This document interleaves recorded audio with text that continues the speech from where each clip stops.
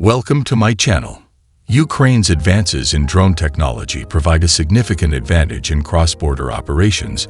This emerging drone swarm is particularly notable for having carried out a unique series of attacks against 9 Russian regions targeting critical infrastructure.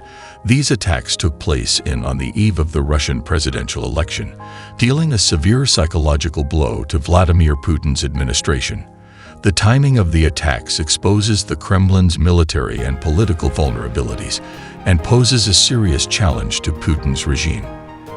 Let's delve deeper into the events unfolding in the Kremlin, territory of the Russian Federation, and let's explore its implications for Russia today. The Russian region of Boron has been subject to a series of attacks by more than 30 drones, with the most violent explosions noteworthy is the attack near the city of Buterlina. Although at first it was thought that the target was the city itself, it turned out that the main focus of the attack was the Buter-Lufka airbase. 4 kilometers from the city, it is known that the 899th Guards Air Assault Regiment of the Russian Air Force is stationed at this airbase. Russian Air Force, since December 2003, the 47th Joint Aviation Regiment has also been stationed at this airfield. The unit's main armament is frontline Su-34 bombers, which Russia actively uses in its operations against Ukraine. During the attack, the systems were seen. Russian anti-aircraft defense forces working intensively against the Ukrainian drones. The explosions illuminated the sky for a few seconds, showing the intensity of the drone attacks against the airfield, according to Russian officials. The electrical networks were damaged as a result of the operation of the anti-aircraft defense systems. This left without electricity to 15 skyscrapers, more than 1,000 residential buildings, and numerous social facilities. After this attack, measures were taken in the Buter-Lufka district. All schools and other educational institutions switched to distance learning. The district administration announced the organization of training groups work in kindergartens, which demonstrates the seriousness of the events and the extent of the affected life areas. Meanwhile, during the day, a large fire broke out at the 𝐄𝐘𝐄e airport. A large fire at the airport and a growing column of smoke black attracted the attention of both locals and passengers hoisting the airport press service attempted to appease the public by stating that this incident was related to the drills. This statement was made to indicate that the incident was part of a drill emergency planned and did not pose any real threat. However, comments and confessions posted on social media by citizens of the Russian Federation have led to speculation about the possibility of a plane catching fire at the airport. Such speculation has increased uncertainty and anxiety around the airport. Those responsible for the airport stressed that the exercise did not affect flight services and stated that the incident did not have any negative impact on daily operations.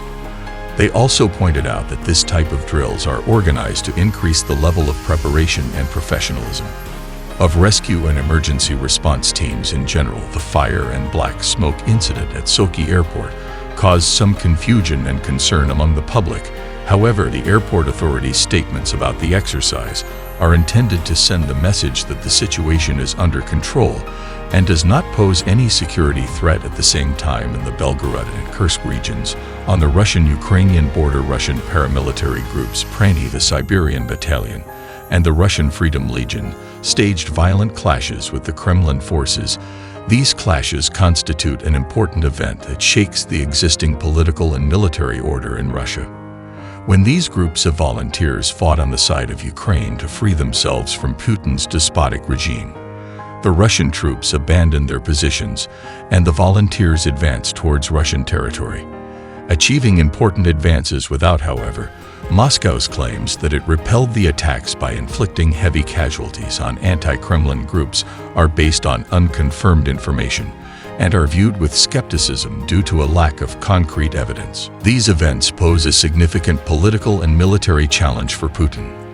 To the upcoming Russian elections, Ukrainian drone swarms and the actions of opposition forces inside Russia are seriously undermining the Kremlin's perception of Russian military superiority and invincibility. while demonstrating the impact and strategic importance of the attacks with Ukrainian drones against critical military installations inside Russia. At the same time, these attacks can directly affect the operational capacity of the units stationed at the attacked airbase. In particular, the damage to a base in which strategic bombers such as the Su-34 could limit the ability of the Russian air forces to conduct air operations in the region. The consequences of an attack on the airfield could be more profound given that Ukraine has shot down Russian aircraft. The success of attacks on military bases could have an impact negative on the morale of soldiers, and their willingness to fight. Personnel who feel they are not safe on their own soil could experience demotivation. This could lead to a decline in the performance of military units in general despite advanced defense systems, Russian anti-aircraft missiles. The exposure of bases to drone attacks may call into question the effectiveness and reliability of these systems. Damage to critical infrastructure, including power grids, also raises the question of the secondary effects of defense systems on the population. Civilian, in other words, attacks on military airfields could have significant effects on the operational, logistical, and morale dimensions of the Russian military structure.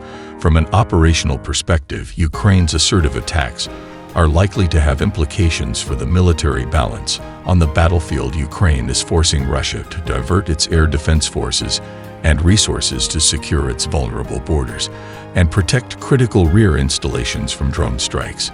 This could effectively reduce Russia's combat power and logistical capabilities in occupied Ukrainian territory.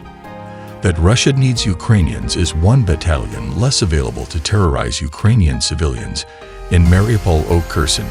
In fact, Ukraine has shattered the Kremlin's Orwellian propaganda bubble that presented the disastrous consequences of Putin's invasion as child's play to protect the Russians from the horrific costs of terrorism, bringing it home with devastated airports and Russian cities in flames. Putin's hapless subjects are forced to confront the harsh reality that his unjust war in Ukraine is also destroying their lives and security in Russia.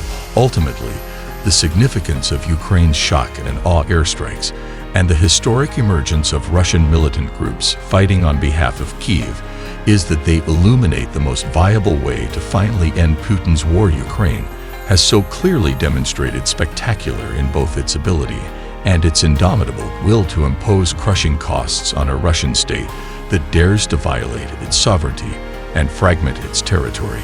The attacks completely give the lie to Putin's arrogant claims of imminent victory and reveal that its armed forces and its organ security forces are dangerously overstretched and vulnerable to attack. Bold and well executed together, Ukraine's spectacular combined drone and militia offensive marks a historic turning point that exposes the unsustainable costs to the Russian people of Putin's destructive war and puts an end to dispel the myth of the invincibility of its army to Ukraine's Western partners.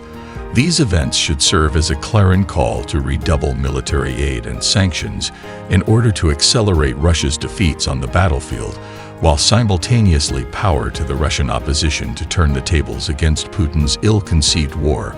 Only by sending powerful weapons, such as tanks, long-range missiles, and fighter jets to Ukraine, and ensuring the complete financial and economic exclusion of the Putin regime, can the world democratic to ensure that the highly resilient Ukrainians decisively defeat the Russians. Thank you for watching.